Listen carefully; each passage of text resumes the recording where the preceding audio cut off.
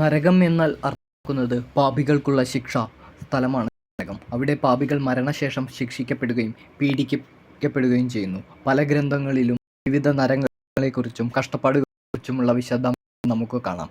ശ്രീമദ് ഭാഗവത പുരാണം നരകം എന്നറിയപ്പെടുന്ന വ്യത്യസ്ത നരകങ്ങളെ വിവരിക്കുന്നു. നരകം മൊത്തത്തിൽ യമലോകം അല്ലെങ്കിൽ മൃത്യുലോകം, മരണത്തിൻ്റെ ലോകം എന്ന് സൂചിപ്പിക്കുന്ന നിരവധി പേരുകളിൽ അറിയപ്പെടുന്നു. മരണത്തിൻ്റെ ദേവനായ യമൻ്റെ വാസസ്ഥലം കൂടിയാണ് നരകം അഥവാ നരകലോകം. മരണശേഷം യമദൂതന്മാർ എന്നറിയപ്പെടുന്ന യമൻ്റെ ദൂതന്മാർ എല്ലാ ജീവികളെയും യമരാജൻ്റെ സദസ്സിലേക്ക് കൊണ്ടുവരുന്നു. അവിടെ അദ്ദേഹം ജീവികളുടെ ഗുണദോഷങ്ങൾ തൂക്കി നോക്കുകയും അതിനനുസരിച്ച് ഉചിതമായ വിധി പുറപ്പെടുവിക്കുകയും ചെയ്യുന്നു. നീതിയുടെ നാഥനായ യമരാജനെ ധർമ്മരാജൻ എന്നും വിളിക്കുന്നു. യമൻ സദ്വൃത്തരെ സ്വർഗത്തിലെ സുഖസൗകര്യങ്ങൾ ആസ്വദിക്കാൻ അയക്കുന്നു. പാപികളുടെ ദുഷ്ടപ്രവൃത്തികൾ വിലയിരുത്തി വിധി പുറപ്പെടുവിക്കുകയും അവയുടെ പാവങ്ങളുടെ കാഠിന്യത്തിനും സ്വഭാവത്തിനും അനുസൃതമായി ശിക്ഷ അവർക്ക് ഉചിതമായ നരകത്തിലേക്ക് നിയോഗിക്കുകയും ചെയ്യുന്നു.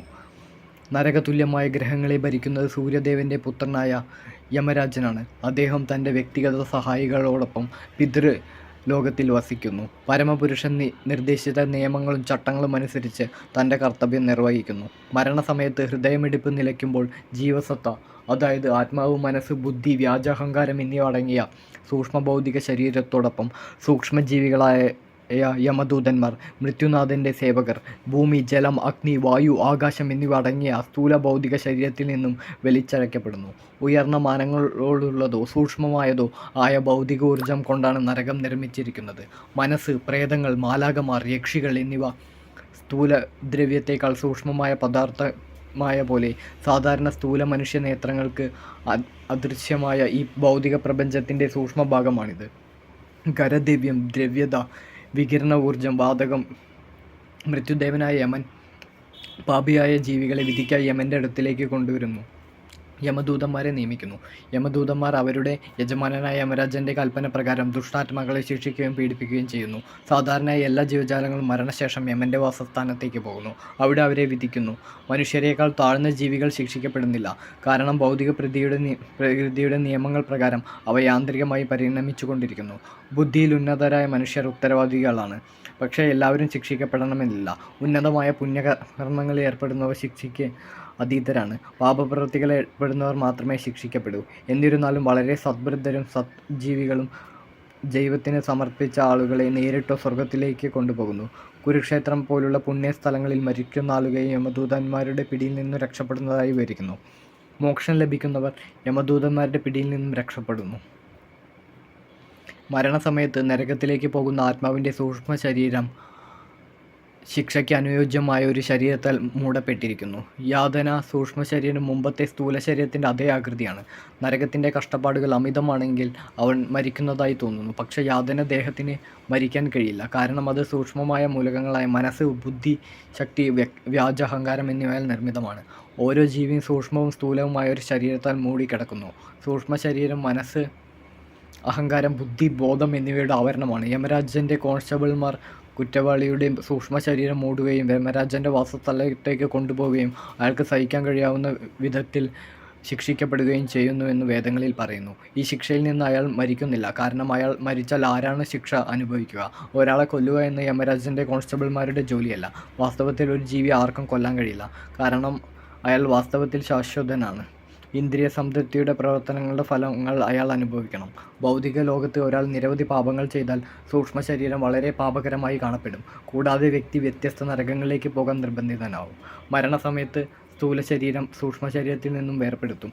യമദൂതന്മാർ ആത്മാവിനെയും അവൻ്റെ അശുദ്ധമായ സൂക്ഷ്മ ശരീരത്തെയും താൽക്കാലിക സ്ഥൂല ശരീരത്തിൽ നിന്നും നരകത്തിലേക്കുള്ള പാതയിൽ വലിച്ചിഴക്കപ്പെടുമ്പോൾ ചെയ്ത പാപങ്ങളുടെ അളവുകൾക്കനുസരിച്ച് കഷ്ടപ്പാടുകൾ ആരംഭിക്കുന്നു. ഒരു കുറ്റവാളിയെ സംസ്ഥാനത്തെ കോൺസ്റ്റബിൾമാർ ശിക്ഷയ്ക്കായി അറസ്റ്റ് ചെയ്യുന്നത് പോലെ കുറ്റകരമായ ഇന്ദ്രിയ സംതൃപ്തിയിൽ ഏർപ്പെട്ടിരിക്കുന്ന ഒരാളെ യമദൂതന്മാർ അറസ്റ്റ് ചെയ്യുന്നു. അവർ അയാളുടെ കഴുത്തിൽ ശക്തമായ കയർ കൊണ്ട് ബന്ധിച്ച് കഠിനമായ ശിക്ഷയ്ക്ക് വിധേയനാകാൻ വേണ്ടി അയാളുടെ സൂക്ഷ്മ ശരീരം മൂടുന്നു. ശ്രീമദ് ഭാഗവതത്തിൽ ശീല പ്രഭുപാദ് വിവരിക്കുന്നു. യമരാജൻ ഒരു സാങ്കല്പിക അല്ലെങ്കിൽ പുരാണ കഥാപാത്രമാണെന്ന് ആരും കരുതരുത്. അദ്ദേഹത്തിന് സ്വന്തമായി ഒരു വാസസ്ഥലമുണ്ട്, പിതൃലോകം. അതിൽ അദ്ദേഹം രാജാവാണ്. ആജ്ഞേയവാദികൾ നരകത്തിൽ വിശ്വസിക്കില്ലായിരിക്കാം. പക്ഷേ ഗർഭോദക സമുദ്രത്തിനും പാതാള ലോകത്തിനും ഇടയിൽ സ്ഥിതി ചെയ്യുന്ന നരകഗ്രഹങ്ങളുടെ നിലനിൽപ്പിനെ സുഖദേവ ഗോസ്വാമി സ്ഥിരീകരിക്കുന്നു. തൻ്റെ നിയമചട്ടങ്ങളും ലംഘിക്കുന്ന മനുഷ്യർ അതനുസരിച്ച് ശിക്ഷിക്കപ്പെടുമെന്ന് ഉറപ്പുവരുത്താൻ, അങ്ങനെ അവർ തെറ്റ് ആവർത്തിക്കാതിരിക്കാനും വീണ്ടും തൻ്റെ നിയമങ്ങളും ചട്ടങ്ങളും ലംഘിക്കാതിരിക്കാനും ഭഗവാൻ യമരാജനെ നിയോഗിച്ചിരിക്കുന്നു. ശാസ്ത്രത്തിൽ കാരണത്തിൻ്റെയും ഫലത്തിൻ്റെയും നിയമമുണ്ട്. ഇത് കർമ്മം എന്ന് വിളിക്കുന്ന ഒരാളുടെ എല്ലാ പ്രവൃത്തികളും ബാധകമാണ്. അവയ്ക്കെല്ലാം ഒരു ഫലമോ പ്രതികരണമോ ഉണ്ടാകും. അതിനാൽ ഈ കാരണത്തിൻ്റെയും ഫലത്തിൻ്റെയും നിയമം നടപ്പിലാക്കുക ഒരു പരമോന്നത ജഡ്ജി ഉണ്ടായിരിക്കണം. യമരാജാവിന് സഹായകമായി മന്ത്രിയായ ചിത്രഗുപ്തൻ എല്ലാ ജീവജാലങ്ങളുടെയും നല്ലതും ചീത്തയുമായ പ്രവൃത്തികൾ രേഖപ്പെടുത്തി വയ്ക്കുന്നു. വിവിധ നരകങ്ങളിലെ പാപികൾക്കുള്ള ശിക്ഷകൾ നടപ്പിലാക്കുന്നതിനുള്ള ജോലിയും യമദൂതന്മാർക്ക് നിയോഗിക്കപ്പെട്ടിരിക്കുന്നു. നരകത്തിലേക്കുള്ള വഴി, യമവാസ സ്ഥലത്തിലേക്കുള്ള വഴി. ചിലപ്പോൾ മരണാസന്നനായ ഒരാൾ കുടുംബകാര്യങ്ങൾ മകനെയോ ബന്ധുക്കളെയോ ഏൽപ്പിച്ച് "ഞാൻ പോകുന്നു, ദയവായി കുടുംബം നോക്കൂ" എന്ന് പറയും. എവിടേക്കാണ് പോകുന്നതെന്ന് അവനറിയില്ല. പക്ഷേ മരണസമയത്ത് കുടുംബത്തിലെ ഭൗതിക കാര്യങ്ങളെക്കുറിച്ച് അയാൾക്ക് ഉത്കണ്ഠയുണ്ട്. മരണസമയത്ത് മരണത്തിൻ്റെ ദൂതന്മാർ തൻ്റെ മുന്നാകെ വരുന്നത് അവൻ കാണുന്നു. അവരുടെ കണ്ണുകൾ കോപത്തിന് നിറഞ്ഞിരിക്കുന്നു.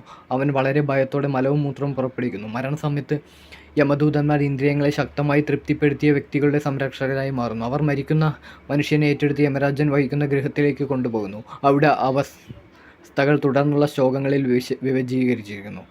മരണസമയത്ത് മരണത്തിൻ്റെ ദൂതന്മാർ തൻ്റെ മുമ്പാകെ വരുന്നത് അവൻ കാണുന്നു. അവരുടെ കണ്ണുകൾ കോപത്താൽ നിറഞ്ഞിരിക്കുന്നു. അവൻ വളരെ ഭയത്തോടെ മലവും മൂത്രവും പുറപ്പെടുവിക്കുന്നു. മരണസമയത്ത് യമദൂതന്മാർ ഇന്ദ്രിയങ്ങളെ ശക്തമായി തൃപ്തിപ്പെടുത്തിയ വ്യക്തികളുടെ സംരക്ഷകരായി മാറുന്നു. അവർ മരിക്കുന്ന മനുഷ്യരെ ഏറ്റെടുത്ത് യമരാജൻ വസിക്കുന്ന ഗ്രഹത്തിലേക്ക് കൊണ്ടുപോകുന്നു.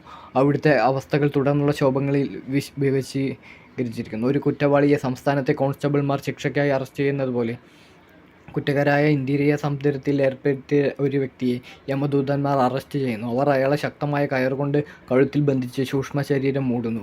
അങ്ങനെ അയാൾക്ക് കഠിനമായ ശിക്ഷ ലഭിക്കുന്നു. ഓരോ ജീവിയും സൂക്ഷ്മവും സ്ഥൂലവുമായ ഒരു ശരീരത്താൽ മൂടപ്പെട്ടിരിക്കുന്നു. സൂക്ഷ്മ ശരീരം മനസ്സ്, അഹങ്കാരം, ബുദ്ധി, ബോധം എന്നിവയുടെ ആവരണമാണ്. യമരാജൻ്റെ കോൺസ്റ്റബിൾമാർ കുറ്റവാളിയുടെ സൂക്ഷ്മ ശരീരം മൂടുകയും യമരാജൻ്റെ വാസസ്ഥലത്തേക്ക് കൊണ്ടുപോകും അയാൾക്ക് സഹിക്കാൻ കഴിയാവുന്ന വിധത്തിൽ ശിക്ഷിക്കപ്പെടുകയും ചെയ്യുമെന്ന് പറയുന്നത്. ശിക്ഷാപ്രക്രിയയെക്കുറിച്ച് ചൈതന്യ ചരിതാമൃതത്തിൽ വിശദീകരിച്ചിട്ടുണ്ട്. പണ്ട് രാജാവിൻ്റെ ആളുകൾ ഒരു കുറ്റവാളിയെ നദിയുടെ നടുവിലുള്ള ഒരു വള്ളത്തിൽ കൊണ്ടുപോകുകയായിരുന്നു. അവൻ്റെ മുടിയിൽ ഒരു കെട്ടിപ്പിടിച്ച് പൂർണ്ണമായും വെള്ളത്തിനടിയിൽ തള്ളുമായിരുന്നു. അവൻ ശ്വാസം മുട്ടാൻ തുടങ്ങിയപ്പോൾ രാജാവിൻ്റെ കോൺസ്റ്റബിൾമാർ അവനെ വെള്ളത്തിൽ നിന്ന് പുറത്തെടുത്ത് കുറച്ചുനേരം ശ്വസിക്കാൻ അനുവദിച്ചു. തുടർന്ന് ശ്വാസം മുട്ടിക്കാൻ വീണ്ടും വെള്ളത്തിൽ മുക്കുമായിരുന്നു. മറന്നുപോയ ആത്മാവിന് യമരാജൻ ഇത്തരത്തിലുള്ള ശിക്ഷ നൽകുന്നു. അടുത്ത ശ്ലോകങ്ങളിൽ വിവരിക്കുന്ന പോലെ. യമരാജൻ്റെ കോൺസ്റ്റബിൾമാർ കൊണ്ടുപോകുമ്പോൾ അവർ തളർന്നു പോകുകയും അവരുടെ കൈകളിൽ വിറയ്ക്കുകയും ചെയ്യുന്നു. റോഡിലൂടെ കടക്കുമ്പോൾ നായ്ക്കൾ അവനെ കടിക്കുന്നു. അവൻ്റെ ജീവിതത്തിലെ പാപകരമായ പ്രവൃത്തികൾ അവനെ ഓർമ്മിപ്പിക്കാൻ കഴിയും. അങ്ങനെ അവൻ വളരെ ദുഃഖിതനാണ്. ഈ ശ്ലോകത്തിൽ യമരാജൻ്റെ കോൺസ്റ്റബിൾമാർ അറസ്റ്റ് ചെയ്ത കുറ്റവാളി ഈ ഗ്രഹത്തിൽ നിന്നും യമരാജൻ്റെ ഗ്രഹത്തിലേക്ക് പോകുമ്പോൾ നിരവധി നായ്ക്കളെ കണ്ടുമുട്ടുന്നു. അവർ കുരയ്ക്കുകയും കടിക്കുകയും ചെയ്യുന്ന അവൻ്റെ ഇന്ദ്രിയസുഖമായ കുറ്റകൃത്യങ്ങൾ ഓർമ്മിപ്പിക്കാൻ വേണ്ടിയാണ്. ഭഗവത്ഗീതയിൽ പറയുന്നു, ഇന്ദ്രിയസുഖത്തിനായുള്ള ആഗ്രഹത്താൽ പ്രബോധിതമാകുമ്പോൾ ഒരാൾ അന്ധനാകുകയും എല്ലാ ഇന്ദ്രിയങ്ങളും നഷ്ടപ്പെടുത്തുകയും ചെയ്യുന്നു എന്നാണ്. അവൻ എല്ലാം മറക്കുകയും ചെയ്യുന്നു. ഇന്ദ്രിയസുഖത്താൽ വളരെയധികം ആകർഷിക്കപ്പെടുമ്പോൾ ഒരാൾക്ക് എല്ലാ ബുദ്ധിശക്തിയും നഷ്ടപ്പെടുന്നു. അതിൻ്റെ അനന്തരഫലങ്ങൾ അനുഭവിക്കേണ്ടി വരുമെന്ന് അവൻ മറക്കുന്നു. ഇവിടെ യമരാജൻ ഏർപ്പെട്ടിരിക്കുന്ന നായ്ക്കൾ തൻ്റെ ഇന്ദ്രിയ സുഖപ്രവർത്തനങ്ങൾ വിവരിക്കാനുള്ള അവസരം നൽകുന്നു. നമ്മൾ സ്ഥൂല ശരീരത്തിൽ ജീവിക്കുമ്പോൾ ആധുനിക സർക്കാർ നിയന്ത്രണങ്ങൾ പോലും ഇന്ദ്രിയ സുഖ പ്രവർത്തനങ്ങൾ പ്രോത്സാഹിപ്പിക്കുന്നു. ലോകമെമ്പാടുമുള്ള എല്ലാ സംസ്ഥാനങ്ങളിലും ജനന നിയന്ത്രണത്തിൻ്റെ രൂപത്തിൽ സർക്കാർ അത്തരം പ്രവർത്തനങ്ങളെ പ്രോത്സാഹിപ്പിക്കുന്നു. സ്ത്രീകൾക്ക് ഗുളികകൾ നൽകുന്നു. ഗർഭചിത്രം സഹായിക്കാനുള്ള ക്ലിനിക്കൽ ലബോറട്ടറിയിൽ പോകാൻ അവർക്ക് അനുവാദമുണ്ട്. ഇന്ദ്രിയ സംതൃപ്തിയുടെ ഫലമായാണ് ഇത് അനുഭവിക്കുന്നത്. യഥാർത്ഥത്തിൽ ലൈംഗിക ജീവിതം ഒരു നല്ല കുട്ടിയെ ജനിപ്പിക്കുന്നതിനാണ്. എന്നാൽ ആളുകൾ ഇന്ദ്രിയങ്ങളിൽ നിയന്ത്രണമില്ലാത്താലും ഇന്ദ്രിയങ്ങളെ നിയന്ത്രിക്കാൻ അവരെ പരിശീലിപ്പിക്കാൻ ഒരു സ്ഥാപനമില്ലാത്തതിനാലും ദരിദ്രരായ കുട്ടികൾ ഇന്ദ്രിയ സംതൃപ്തിയുടെ ക്രിമിനൽ കുറ്റവാളികൾക്ക് ഇരയാകുന്നു. ശ്രീമദ് ഭാഗവതത്തിൻ്റെ ഈ പേജുകളിൽ വിവരിക്കുന്ന പോലെ കൊടുംവെയിലിൽ കുറ്റവാളിക്ക് ഇരുവശത്തും കാട്ടുതീ നിറച്ച ചൂടുള്ള മണൽ വഴികളിലൂടെ കടന്നു പോകേണ്ടി വരുന്നു. നടക്കാൻ കഴിയാത്തതിനാൽ കോൺസ്റ്റബിൾമാർ അയാളുടെ പുറകിൽ ചാട്ടവാർ അടിക്കുന്നു. 1 യോജന 8 മൈലാണെന്ന് കണക്കാക്കുമ്പോൾ അയാൾ 80,000 മൈൽ നടക്കുന്ന റോഡിലൂടെ നടക്കുന്നത് പോലെ വരും. ഇത്രയും ദൂരം ഏതാനും നിമിഷം നടന്നു പോകുന്നു. സൂക്ഷ്മ ശരീരം കോൺസ്റ്റബിൾമാർ മൂടപ്പെട്ടിരിക്കും. അതിനാൽ ജീവാത്മാവിന് അത്രയും ദൂരം വേഗത്തിൽ കടന്നു പോകാനും അതേസമയം കഷ്ടപ്പാടുകൾ സഹിക്കാനും കഴിയും. ഭൗതികമാണെങ്കിലും ഭൗതിക ശാസ്ത്രജ്ഞന്മാർക്ക് ആവരണത്തിൽ എന്തിൽ നിന്ന് നിർമ്മിച്ചു എന്ന് കണ്ടെത്താൻ കഴിയാത്ത അത്ര സൂക്ഷ്മമായ മൂലകങ്ങൾ ഇന്നും ഈ ആവരണത്തിലുണ്ട്. ഏതാനും നിമിഷങ്ങൾക്കുള്ളിൽ 7,92,000 മൈൽ കടന്നു പോകുന്നത് ആധുനിക ബഹിരാകാശ സന്ദർശകർക്ക് അത്ഭുതകരമായി തോന്നിയേക്കാം. കത്തുന്ന വിറകിൻ്റെ നടുവിലൂടെ അവനെ കിടത്തി അവൻ്റെ അവയവങ്ങൾ തീയിലിട്ടു. ചില സന്ദർഭങ്ങളിൽ അവനെ സ്വന്തം മാംസം തിന്നാനോ മറ്റുള്ളവർ അത് തിന്നാനോ നിർബന്ധിക്കുന്നു. നരകത്തിലെ വേട്ടമൃഗങ്ങളും കഴുകന്മാരും അവൻ്റെ കുടലുകൾ പുറത്തെടുക്കുന്നു. അവൻ അത് കാണാൻ ജീവിച്ചിരിപ്പിക്കുന്നുണ്ടെങ്കിലും സർപ്പങ്ങൾ, തേളുകൾ, കൊതുകുകൾ, അവനെ കടിക്കുന്ന മറ്റു ജീവികൾ എന്നിവയാൽ അവൻ പീഡിപ്പിക്കപ്പെടുന്നു. തുടർന്ന് ആനകൾ അവൻ്റെ അവയവങ്ങൾ വെട്ടിമുറിക്കുകയും കീറുകയും ചെയ്യുന്നു. കുന്നിൻ മുകളിൽ നിന്ന് അവനെ താഴേക്കെറിയുന്നു. വെള്ളത്തിലോ ഗുഹയിലോ തടവിലാക്കുന്നു. നിയമവിരുദ്ധമായ ലൈംഗിക ജീവിതത്തിൽ മുഴുകിയ പുരുഷന്മാരെയും സ്ത്രീകളെയും താമിശ്ര രൗരവം എന്നിങ്ങനെ അറിയപ്പെടുന്ന നരകത്തിൽ ദുഃഖപൂർണമായ അവസ്ഥയിലേക്ക് തള്ളിവിടുന്നു.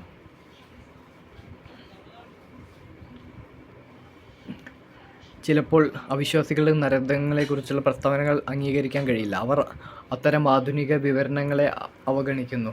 അതിനാൽ കപില ഭഗവാൻ ഈ നരകാവസ്ഥകൾ ഈ ഗ്രഹത്തിലും ദൃശ്യമാണെന്ന് പറഞ്ഞുകൊണ്ട് അവയെ സ്ഥിരീകരിക്കുന്നു. യമരാജൻ വസിക്കുന്ന ഗ്രഹത്തിൽ മാത്രമാണിവ എന്നല്ല.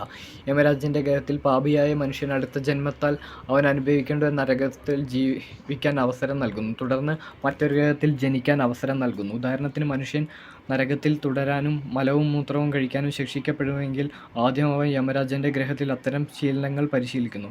തുടർന്ന് അയാൾക്കൊരു പ്രത്യേകതരം ശരീരം, ഒരു പന്നിയുടെ ശരീരം നൽകുന്നു.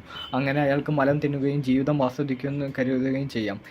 ഏതെങ്കിലും നരകാവസ്ഥയിൽ ബദ്ധനായ ആത്മാവ് താൻ സന്തുഷ്ടനാണെന്ന് കരുതുമെന്ന് മുമ്പ് പറഞ്ഞിട്ടുണ്ട്. അല്ലെങ്കിൽ അയാൾക്ക് നരകജീവിതം അനുഭവിക്കാൻ കഴിയില്ല. പാപകരമായ പ്രവൃത്തിയിലൂടെ തന്നെയും കുടുംബത്തിനെ പോറ്റിയ മനുഷ്യൻ ഈ ശരീരം ഉപേക്ഷിച്ചതിന് ശേഷം നരകതുല്യമായ ജീവിതം നശിക്കുന്നു. അവൻ്റെ ബന്ധുക്കളും കഷ്ടപ്പെടുന്നു. ആധുനിക നാഗരികതയുടെ തെറ്റ് മനുഷ്യൻ അടുത്ത ജന്മത്തിൽ വിശ്വസിക്കുന്നില്ല എന്നതാണ്. അന്യായ മാർഗങ്ങളിലൂടെ പണം സമ്പാദിക്കുന്ന ഒരു മനുഷ്യൻ ആ പണം കൊണ്ട് തൻ്റെ കുടുംബത്തെയും തന്നെയും പരിപാലിക്കുമ്പോൾ കുടുംബത്തിലെ നിരവധി അംഗങ്ങൾ ആ പണം ആസ്വദിക്കുന്നു. പക്ഷേ അവൻ മാത്രമാണ് നരകത്തിലേക്ക് പോകുന്നത്. പണം സമ്പാദിച്ചോ മറ്റൊരാളുടെ ജീവിതത്തിൽ അസൂയപ്പെട്ടോ ജീവിതം ആസ്വദിക്കുന്ന കുടുംബവുമായും സുഹൃത്തുക്കളുമായും ആനന്ദിക്കുന്ന ഒരാൾക്ക് അത്തരം അക്രമാസക്തവും നിയമവിരുദ്ധമായ ജീവിതത്തിൽ നിന്നുണ്ടാകുന്ന പാപകരമായ ഫലങ്ങൾ ഒറ്റയ്ക്ക് ആസ്വദിക്കേണ്ടി വരും. ഉദാഹരണത്തിന്, ഒരാളെ കൊന്നു കുറച്ച് പണം സമ്പാദിക്കുകയും ആ പണം ഉപയോഗിച്ച് തൻ്റെ കുടുംബം നിലനിർത്തുകയും ചെയ്താൽ അയാൾ സമ്പാദിച്ച കള്ളപ്പണം ആസ്വദിക്കുന്നവരും ഭാഗികമായി ഉത്തരവാദികളാണ്. അവരെ നരകത്തിലേക്ക് അയക്കുന്നു. എന്നാൽ നേതാവായ ആൾ പ്രത്യേകിച്ച് ശിക്ഷിക്കപ്പെടുന്നു. ഭൗതിക സുഖത്തിൻ്റെ ഫലം ഒരാൾ പണം നല്ല പാപകരമായ പ്രതികരണം മാത്രമേ കൊണ്ടുപോകുന്നുള്ളൂ. അയാൾ സമ്പാദിച്ച പണം ഈ ലോകത്ത് അവശേഷിക്കുന്നു. അയാൾ പ്രതികരണം മാത്രമേ എടുക്കൂ. ഈ ലോകത്തിലും ഒരാളെ കൊലപ്പെടുത്തി ഒരാൾ പണം സമ്പാദിച്ചാൽ ആ കുടുംബം തൂക്കിലേറ്റപ്പെടുന്നില്ല. അതിലെ അംഗങ്ങൾ പാപത്താൽ മലിനമാകുന്നു. എങ്കിലും കൊലപാതകം നടത്തി കുടുംബം പുലർത്തിയ വ്യക്തി തന്നെ കൊലപാതകിയായി തൂക്കിലേറ്റപ്പെടുന്നു. നേരിട്ടുള്ള കുറ്റവാളി പരോക്ഷ ആസ്വാദനേക്കാൾ പാപകരമായ പ്രവർത്തനങ്ങൾക്ക് ഉത്തരവാദിയാണ്. അതിനാൽ മഹാനായ പണ്ഡിതൻ ചാണക്യ പണ്ഡിതൻ പറയുന്നത്, ഒരാളുടെ കൈവശമുള്ള ഭഗവാന്റെ ലക്ഷ്യത്തിനായി ചെലവഴിക്കുന്നതാണ് നല്ലത്. കാരണം ഒരാൾക്ക് തൻ്റെ സ്വത്തുക്കൾ അവനോടൊപ്പം കൊണ്ടുപോകാൻ കഴിയില്ല. അവ ഇവിടെ തന്നെ തുടരും. അവ നഷ്ടപ്പെടും. ഒന്നുകിൽ നമ്മൾ പണം ഉപേക്ഷിക്കുകയോ പണം നമ്മെ വിട്ടുപോകുകയോ ചെയ്യും. പക്ഷേ നമ്മൾ വേർപിരിക്കുകയോ ചെയ്യും. നമ്മുടെ കൈവശമുള്ളിടത്തോളം പണത്തിൻ്റെ ഏറ്റവും നല്ല ഉപയോഗം കൃഷ്ണാവബോധം നേടുന്നതിനായി ചെലവഴിക്കുക. അങ്ങനെ പരമദിവ്യോത്തമ വ്യക്തിത്വത്തിൻ്റെ ക്രമീകരണത്താൽ ബന്ധുക്കളെ പരിപാലിക്കുന്ന ആൾ തൻ്റെ പാപപ്രവൃത്തികൾക്ക് സമ്പത്ത് നഷ്ടപ്പെട്ട ഒരാളെപ്പോലെ നരകതുല്യമായ ഒരു അവസ്ഥയിലേക്ക് തള്ളിവിടുന്നു. അതിനാൽ കറുത്ത രീതികളിലൂടെ മാത്രം തൻ്റെ കുടുംബത്തെയും ബന്ധുക്കളെയും പരിപാലിക്കാൻ വളരെ ആഗ്രഹിക്കുന്ന ഒരാൾ തീർച്ചയായും അന്ധമിശ്രം എന്നറിയപ്പെടുന്ന നരകത്തിലെ ഏറ്റവും ഇരുണ്ട പ്രദേശത്തിലേക്ക് പോകുന്നു.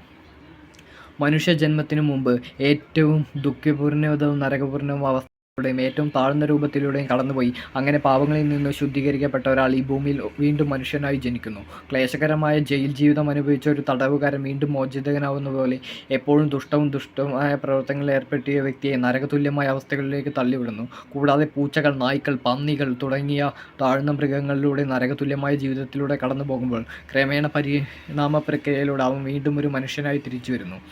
താമിശ്രമോ അന്തസ്യമോ ഉള്ളതുപോലെ നരകജീവിതത്തിൽ പ്രവേശിക്കാൻ ഒരാൾക്ക് മനസ്സില്ലെങ്കിൽ അയാൾ ഒന്നാം തരം യോഗസംബന്ധമായ കൃഷ്ണബോധ പ്രക്രിയയിലേക്ക് മാറണമെന്ന് നിഗമനം ചെയ്യാം. കാരണം ഈ ജന്മത്തിൽ പൂർണ്ണമായ കൃഷ്ണബോധം കൈവരിക്കാൻ കഴിയുന്നില്ലെങ്കിൽ പോലും അടുത്ത ജന്മത്തിലും മനുഷ്യജന്മം തന്നെ ഉണ്ടാകുമെന്ന് ഉറപ്പാണ്. അവനെ നരകത്തിലേക്ക് അയക്കാൻ കഴിയില്ല. കൃഷ്ണാവബോധം ഏറ്റവും ശുദ്ധമായ ജീവിതമാണ്. കൂടാതെ എല്ലാ മനുഷ്യരെയും നരകത്തിലേക്ക് ഇറങ്ങി നായ്ക്കളുടെ, പന്നികളുടെ കുടുംബത്തിൽ ജനിക്കുന്നതിൽ നിന്നും അത് സംരക്ഷിക്കുന്നു.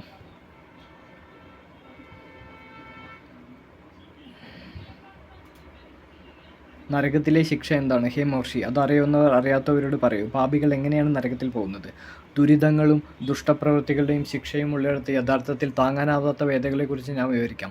ജീവിതാഭിലാഷത്തിൽ ദുഷ്ടപ്രവൃത്തികൾ ചെയ്യുന്ന ക്രൂരമായ പാപികൾ ഇടതൂർന്ന അന്ധകാരവും വലിയ കഷ്ടപ്പാടും നിറഞ്ഞ ഭയാനകമായ നരകത്തിൽ മുങ്ങും. സ്വന്തം സുഖത്തിനായി എപ്പോഴും ജംഗമവും സ്ഥാനവും ജീവികളെ കൊല്ലുന്നവർ, അവയെ ഉപദ്രവിക്കുന്നവർ, സൗജന്യമായി നൽകാത്തത് എടുക്കുന്നവൻ, എന്താണ് ചെയ്യേണ്ടതെന്ന് പഠിക്കാത്തവൻ, നിരവധി ജീവികളെ അനുതപിക്കാതെ ഉപദ്രവിക്കുന്ന ധിക്കാരിയായ പാപി നരകത്തിൽ പോകും. ജീവിതാവസാനം അവൻ അന്ധകാരത്തിൻ്റെ സ്ഥലത്തേക്ക് പോകും. അവനെ തലകീഴായി പീഡിപ്പിക്കപ്പെടുന്ന സ്ഥലത്തേക്ക് വരുത്തും. നരകത്തിലെ തടവുകാർ ഭയന്ന് ബോധം നഷ്ടപ്പെടുന്നു. ഏത് ദിശയിലേക്ക് ഓടണമെന്ന് അവർക്കറിയില്ല. തീയിൽ കത്തുന്ന കൽക്കരി കൂമ്പാരം പോലെയുള്ള സ്ഥലത്തേക്ക് പോയി കത്തിച്ചാൽ അവർ ഭയങ്കരമായി നിലവിളിക്കുന്നു. അവർ അവിടെ വളരെ നേരം തുടരുന്നു, ഉറക്കെ നിലവിളിക്കുന്നു.